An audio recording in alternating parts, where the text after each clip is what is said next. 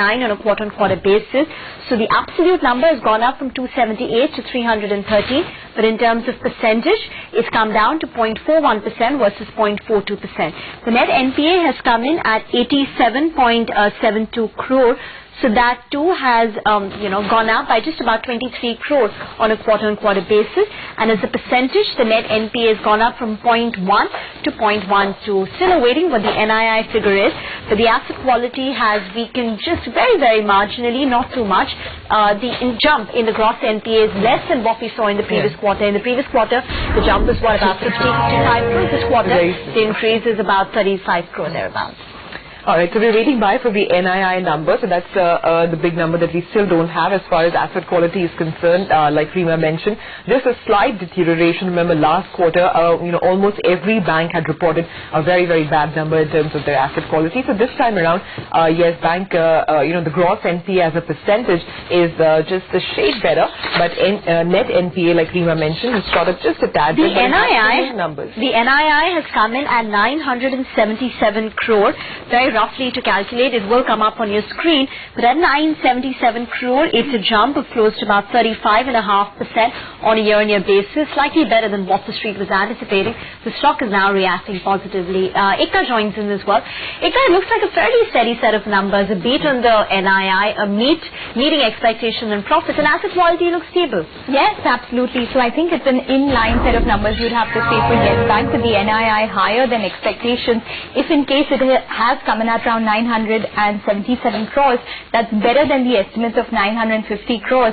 So that would qualify to an over easy 30% jump for the NII for Yes Bank.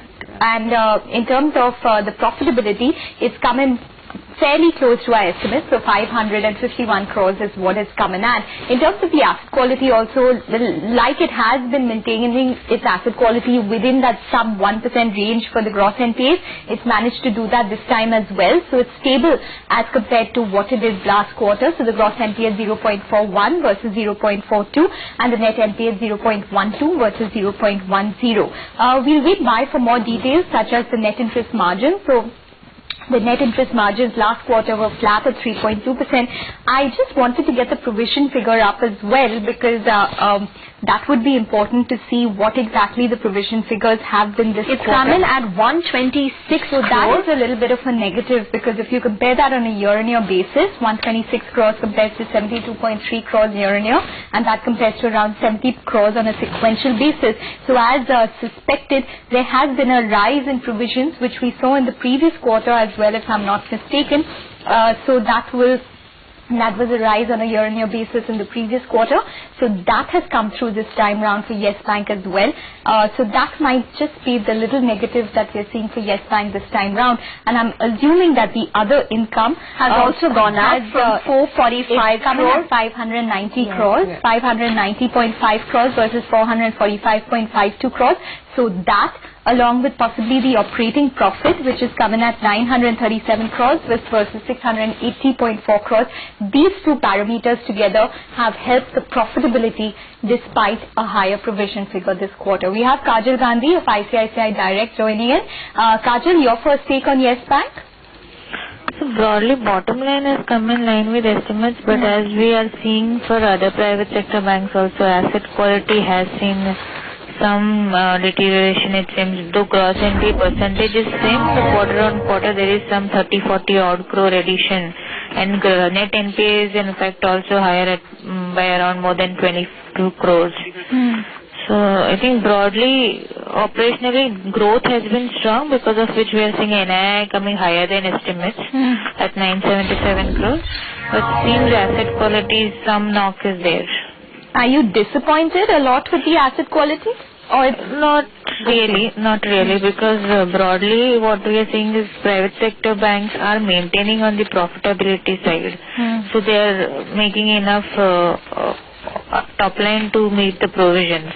In which case asset quality anyways is the concern for all. So it should not be a standalone disappointment for the bank. Kajal, what do you make of the continuous rise in the provisions? Even in the previous quarter, provisions had gone up a fair bit, and even in this quarter, they've gone up by 70% on a year-on-year basis to 126 crores.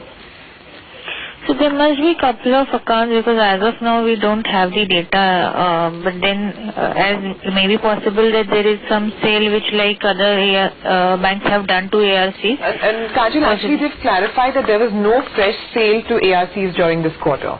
Similar to last quarter, I mean, anyway, go ahead, Kajal.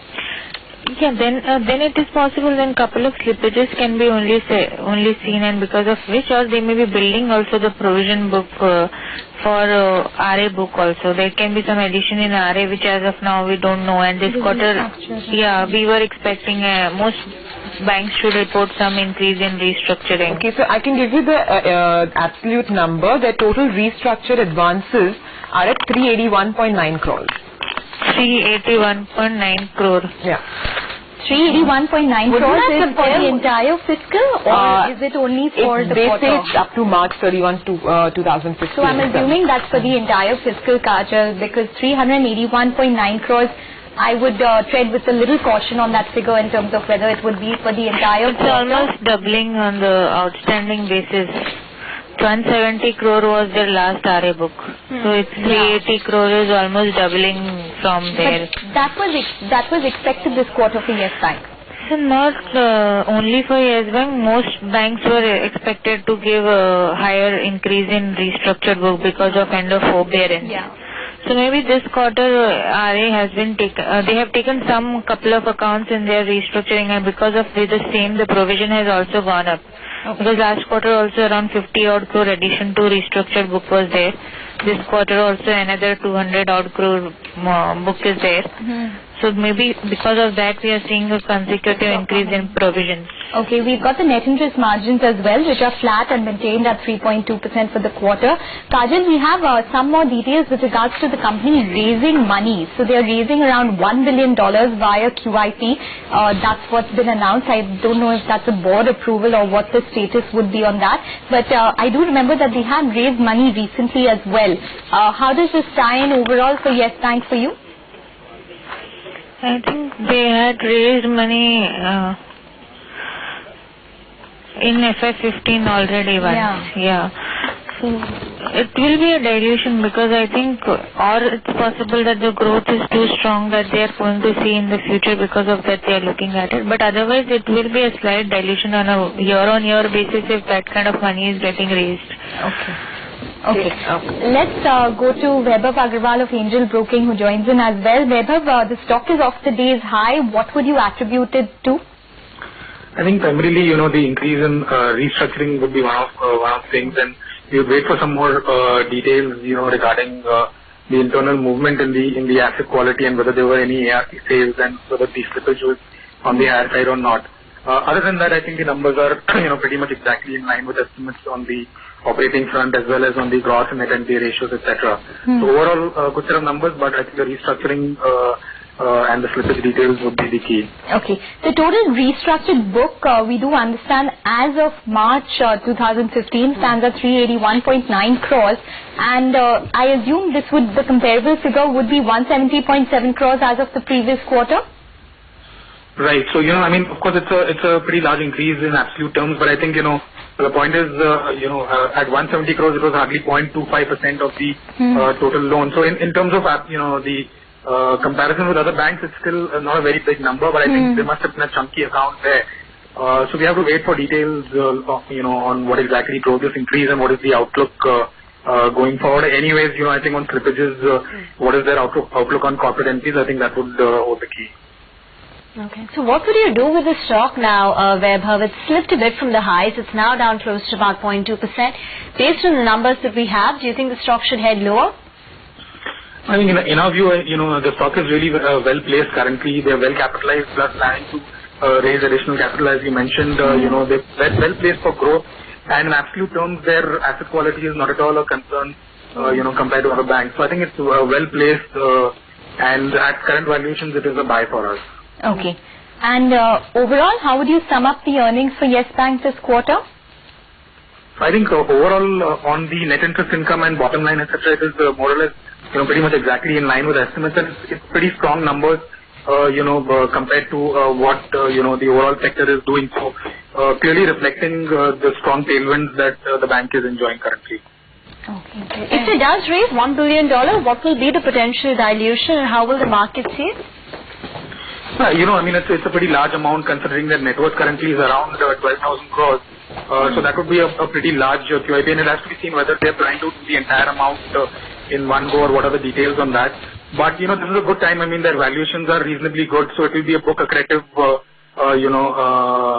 raising of capital which would further, increase the book value and provide them with growth capital. So in terms of timing, I think it does make sense for them to load up on capital right now in anticipation of, the growth revival. Okay. For now, Yes Bank is down close to about 0.3%. I think the street is a bit disappointed with the restructured advances, which is almost doubled to 381 crores versus 170 crores. Because of the forbearance ending in Q4. So there was an expectation that the restructured book would rise, Lata. Yeah, this is getting an expectation from several banks. My sense is that the street's disappointment comes from the fact that pedigree banks are also showing this kind of a trend. A fear is one thing. When you actually see it on the ground, then obviously the street reacts to it. And actually, if you total 331 crore or 313 crore of gross NPLs to 381 crore of restructured assets, the total stress book goes up to about 1%. 0.42% is gross NPLs plus 0.5% of restructured assets. That goes to about 0.92 or almost 1% of stressed assets. It's very good compared to the kind of percentages we have got in several other banks. But then most of the public sector banks are trading at almost half times book. Yes Bank trades at a fairly big premium compared to that. I wouldn't know the current book value, but it is, yeah, there you are, two times. So, you accordingly expect that the performance will be that good. My sense is that the street is reacting to the fact that fears of restructured assets have come true.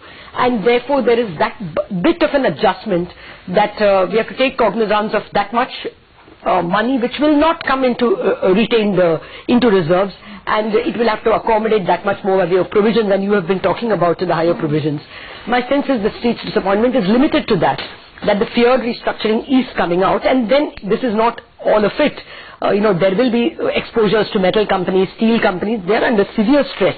The Credit Suisse report, which put a question mark and dragged down the target prices of all banks across the board, all big banks, major banks across the board, did point out that, Indian banks are exposed to the metal sector, where, for the next 1 or 2 years, one doesn't see even global recovery in prices. Add that to a sturdy rupee, a stable rupee, you are going to have a problem of low landed prices of commodities and therefore continued stress in the metal sector. And hence, I think the response, the little bit of a fall that you saw was to adjust to that restructured assets. In any case, it's now back to flat terrain, even green.